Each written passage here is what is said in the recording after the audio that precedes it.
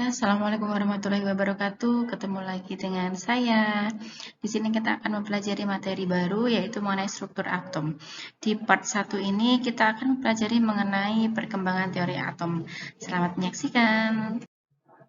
Oke, untuk yang pertama itu adalah teori atom Dalton. Teori atom ini dikemukakan oleh John Dalton. Ya, jadi Dalton ini adalah orang pertama yang melakukan penelitian mengenai atom. Atom adalah partikel paling kecil yang berada dalam suatu zat yang bersifat mutlak dan tidak bisa dibagi lagi menjadi partikel yang lebih kecil menggunakan proses kimia. Jadi intinya adalah atom itu adalah bagian yang paling kecil dan tidak bisa dibagi lagi. Kalau digambarkan model atom Dalton itu nanti bentuknya lingkaran seperti ini. Ya, jadi ini sudah tidak bisa dibagi lagi, tidak ada bagian-bagian yang lebih kecil daripada ini. Itu menurut Dalton. Yang selanjutnya adalah isi dari teori atom Dalton. Nanti di sini ada beberapa poin ya yang penting. Yang pertama adalah atom adalah bagian terkecil dari suatu unsur dan tidak dapat dibagi lagi. Ya, intinya adalah ini di teori atom Dalton. Yang kedua, atom-atom sejenis mempunyai sifat yang sama, sedangkan atom-atom yang tidak sejenis berarti memiliki sifat yang berbeda. Dalam reaksi kimia terjadi penggabungan atau pemisahan atom. Atom dapat bergabung dengan atom lainnya untuk membentuk molekul dengan perbandingan bulat dan sederhana. Jadi ini adalah beberapa inti isi dari teori atom Dalton. Oke, sebagai teori yang pertama, tentu saja masih ada beberapa kelebihan dan juga tentu saja tidak luput dari kelemahan. Ya, di antaranya adalah untuk kelebihan dari teori atom Dalton. Yang pertama, dapat menerangkan hukum kekekalan massa. Jadi di mana atom tidak dapat dimusnahkan. Ya, jadi dia itu tetap kekal sesuai dengan hukum kekekalan massa. Kemudian dapat menerangkan hukum perbandingan tetap. Jadi sesuai yang dijelaskan tadi diisi teori atom Dalton bahwa dia itu atom-atom sejenis itu akan membentuk molekul dengan perbandingan yang tetap. Kemudian untuk kelemahannya, jadi karena sebagai teori yang pertama kali muncul tentu masih banyak kelemahan, di antaranya tidak dapat menerangkan sifat listrik atom. Ya, jadi atom itu ternyata punya sifat listrik, tapi Dalton masih belum bisa menerangkannya. Yang kedua, pada kenyataannya atom dapat dibagi lagi menjadi partikel yang lebih kecil yang disebut partikel subatomik. Ya, ini adalah kelebihan dan kelemahan dari teori atom Dalton.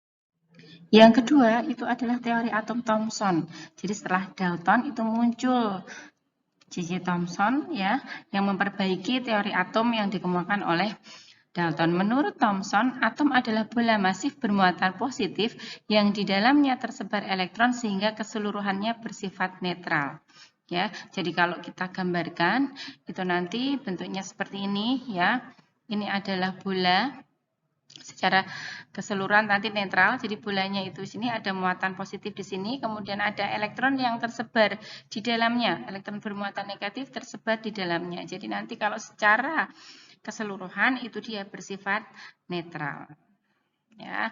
Kemudian model atom Thomson ini nanti lebih populer dengan sebutan model atom roti kismis. Jadi kalau kita lihat ini seperti biskuit, kemudian di tengahnya elektronnya itu tersebar seperti kismis. Teori atom Thomson itu diperoleh dari percobaan yang dilakukan oleh Thomson, yaitu dengan penembakan sinar katoda. Jadi alatnya itu seperti ini ya, alat yang digunakan oleh Thomson. Jadi dia itu menembakkan sinar, berkas sinar katoda diarahkan pada permukaan gelas yang dilapisi fosfor sehingga terjadi perpendaran. Nih, jadi di sini ada medan listrik positif di sini. Nah, ternyata arah sinar alfanya, arah sinar dari katodanya ini ada yang dibelokkan. Nah, jadi di sini dia menyimpulkan kalau berarti kalau dibelokkan ke arah kutub positif, berarti ini adalah kutub negatif yang akhirnya nanti menjadi elektron itu tadi yang mempunyai muatan negatif.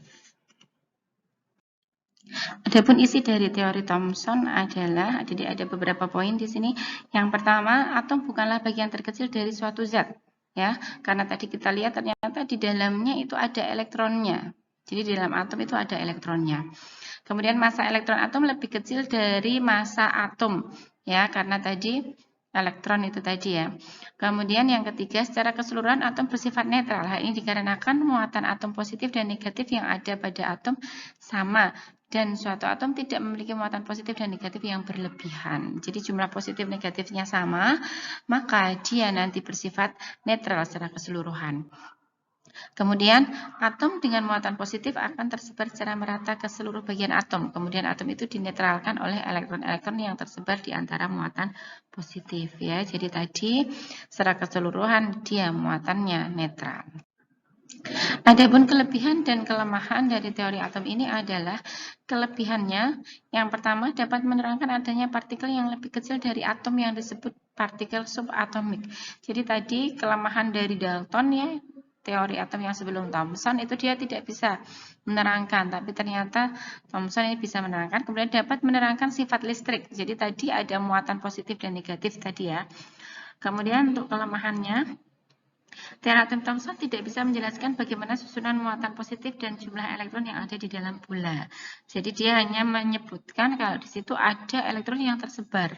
Jadi tidak jelas bagaimana susunannya sehingga dia kok bisa bersifat netral.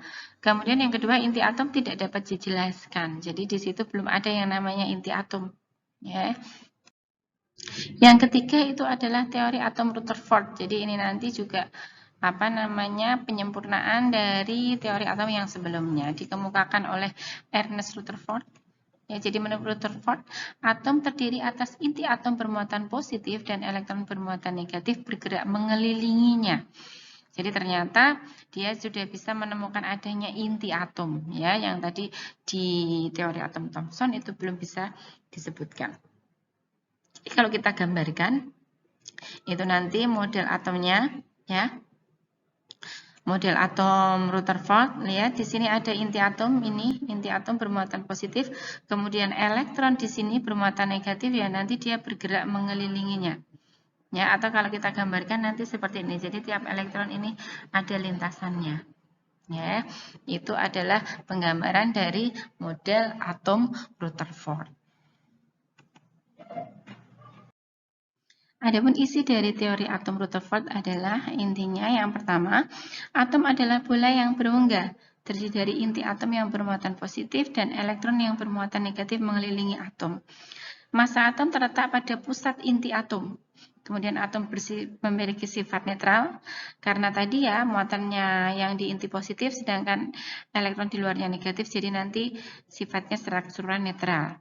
Jari-jari inti atom dan jari-jari atom sudah dapat ditentukan. Jadi nanti bisa dilihat jari-jari atom berarti jarak antara inti atom dengan elektron itu sudah jelas kalau pada teori atom Rutherford. Nah, selanjutnya kita akan lihat percobaan dari Rutherford. Jadi bagaimana dia bisa menemukan teori Rutherford tadi ya. Nah, jadi dia menemukan teori tersebut itu dengan percobaan penembakan lempeng emas. Ya, ini dengan partikel alfa. Jadi dia menembakkan lempeng emas dengan partikel alfa ini di sini. Kemudian nanti ternyata setelah itu pada lempeng emas itu sinar alfanya itu ada yang dibelokkan, ada yang diteruskan. Ya. Kemudian ini ada juga yang dipantulkan. Jadi ini kenapa kok bisa seperti ini? Ya. Kemudian diteliti lagi ternyata nih ada di sini pada lempeng emas tadi atomnya ya kalau kita gambarkan bentuknya seperti ini ternyata partikel alfa ya tadi ada yang diteruskan. Kalau yang diteruskan itu berarti karena dia melewati ruang kosong itu tadi. Ya, jadi di teori atom Rutherford itu kan tadi ada inti atom, kemudian di luarnya itu adalah elektron. Nah, di antaranya itu ada ruang kosong. Nah, ini jadi ternyata sinarnya itu diteruskan kalau dia melewati ruang kosong. Sedangkan ada sinar yang dipantulkan. Ini sinar yang dipantulkan. Ini kenapa? Karena ternyata dia menabrak inti atom. Inti atom ini kan masanya besar. Jadi saat dia nabrak itu sinarnya akan dipantulkan. Kemudian ada juga sinar alfa yang dibelokkan. Nah, ini berarti sinar alfanya ini nabrak elektron. Makanya ini dibelokkan. Ya, jadi ternyata ada ruang hampa di situ. Jadi ini dilewati oleh sinar alfa itu ya. Kenapa kok kalau dengan inti dia dipantulkan, sedangkan kalau dengan elektron kok dia dibelokkan? Karena tadi masanya itu inti masanya lebih besar daripada elektron ya. Jadi penjelasannya seperti itu. Adapun kelebihan dan kelemahan dari teori atom ini adalah yang pertama untuk kelebihannya ya. Jadi ada beberapa poin. Yang pertama, eksperimennya berhasil menemukan inti atom atau nukleus yang terdiri dari proton dan neutron.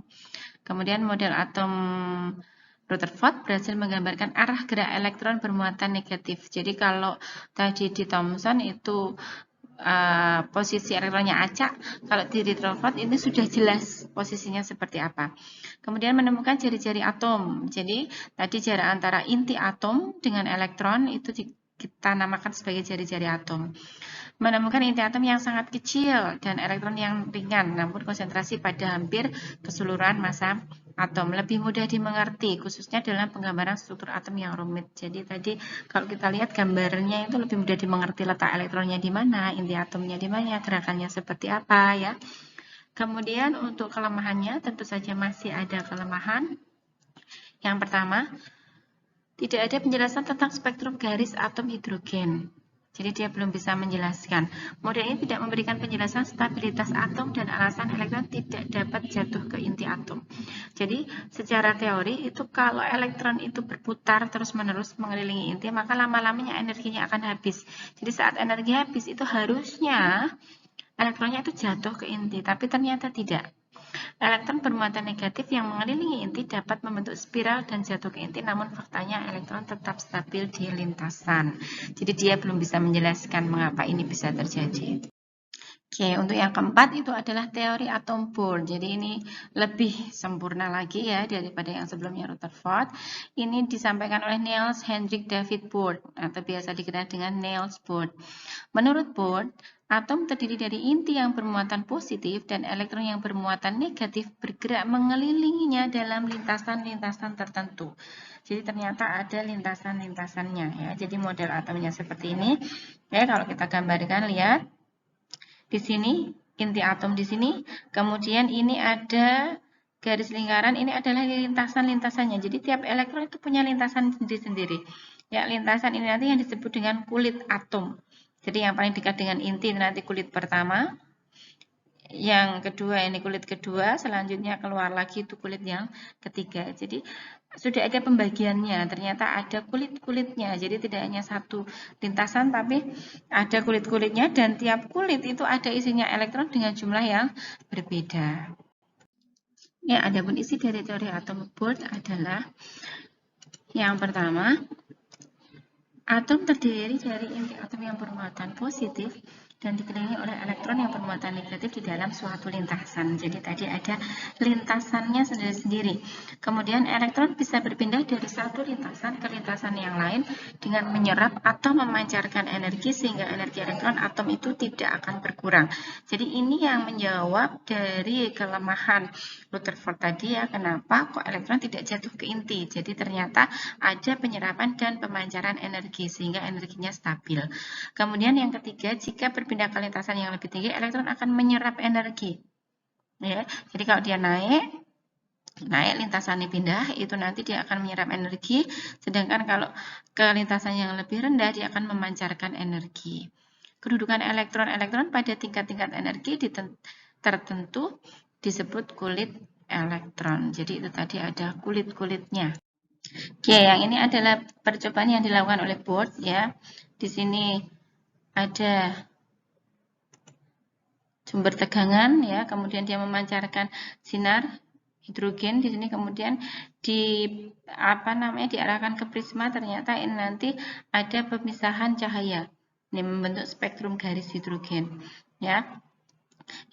Nah, ini nanti yang menggambarkan perpindahannya. Jadi nanti perpindahan spektrum garis ini nanti akan diikuti dengan pelepasan dan penyerapan energi. Adapun kelebihan dan kelemahan dari teori atom ini adalah untuk kelebihannya dapat menerangkan kenapa elektron tidak jatuh ke inti atom. Jadi tadi ya, ada penyerapan dan pelepasan energi. Kemudian dapat menjelaskan energi eksitasi dan deeksitasi elektron. Jadi tadi energi yang dilepas dan diserap. Kemudian untuk kelemahannya, terjadi penyimpangan untuk atom yang lebih besar dari hidrogen. Jadi dia tadi hanya menggunakan spektrum hidrogen, kemudian belum dapat menerangkan spektrum atom kompleks, intensitas relatif dari tiap garis spektrum emisi, serta efek Zeeman yaitu terpecahnya garis spektrum bila atom berada dalam medan magnet. Jadi masih ada beberapa kelemahannya ya, yang nanti akan ditutupi dengan teori atom yang lain. Oke, yang terakhir adalah teori atom mekanika kuantum. Ini disampaikan oleh Erwin Schrödinger. Menurut Erwin Schrödinger, ya, model atom mekanika kuantum ini menyatakan bahwa elektron dapat ditemukan berada pada orbital, namun posisinya tidak dapat ditemukan dengan pasti. Ya, jadi sebenarnya ini penyempurna dari model atom Bohr. Kalau Bohr tadi dia hanya menggambarkan lintasan, tapi ternyata ini tuh dalam bentuk awan elektron. Jadi tidak jelas posisi elektronnya itu ada di mana. Jadi di situ yang ada itu hanya daerah kebolehjadian keberadaan elektron. Jadi di awan ini. Ya. Jadi tapi tidak jelas posisinya di mana karena dia bergerak terus.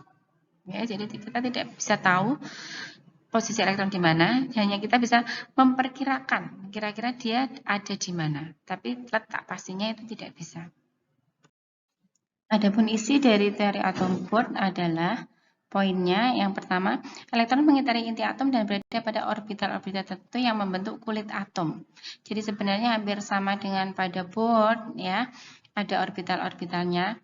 Ya, cuman ini dijelaskan lagi, orbital merupakan ruang yang berada di sekitar inti tempat elektron dapat ditemukan. Jadi itu suatu ruang. Kalau tadi digambarkan itu seperti awan ya.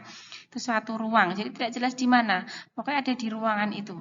Kemudian kedudukan elektron pada orbital-orbitalnya dinyatakan dengan bilangan kuantum. Jadi nanti ada yang namanya bilangan kuantum. Oke, selanjutnya adalah untuk percobaan yang dilakukan oleh Schrödinger.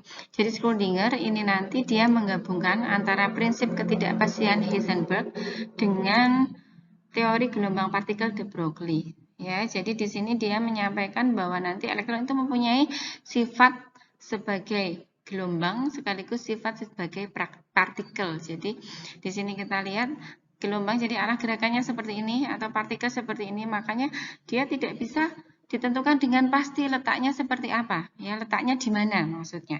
Jadi hanya di ruangan tadi loh ya, yang namanya orbital. Jadi daerah kebolehjadian keberadaan elektron. Jadi dasarnya itu nanti adalah ini prinsip ketidakpastian Heisenberg dan teori gelombang partikel de Broglie. Ya, sebagai teori atom yang terakhir, tetap ada kelebihan dan juga ada kelemahannya. Untuk kelebihannya diantaranya adalah mengetahui di mana kebolehjadian memperoleh elektron. Jadi tadi orbital ya, daerah kebolehjadian kita menemukan elektron. Kemudian mengetahui di mana posisi elektron yang sedang mengorbit. Bisa mengukur perpindahan energi eksitasi dan emisinya. Tadi dari teori gelombang, bisa teridentifikasi bila di inti terdapat proton dan neutron kemudian dikelilingi oleh elektron yang berputar di porosnya atau di orbitalnya.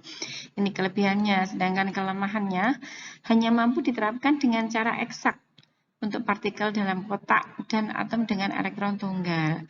Sukar diterapkan untuk sistem yang makroskopis dengan kumpulan atom. Jadi ini masih untuk yang kecil, untuk atom yang elektronnya tunggal. Jadi masih belum bisa untuk diterapkan atau masih sulit untuk yang kumpulan atom. Oke. Oke, jadi itu saja untuk materi teori atom. Sampai ketemu di part selanjutnya. Terima kasih. Selamat belajar. Assalamualaikum.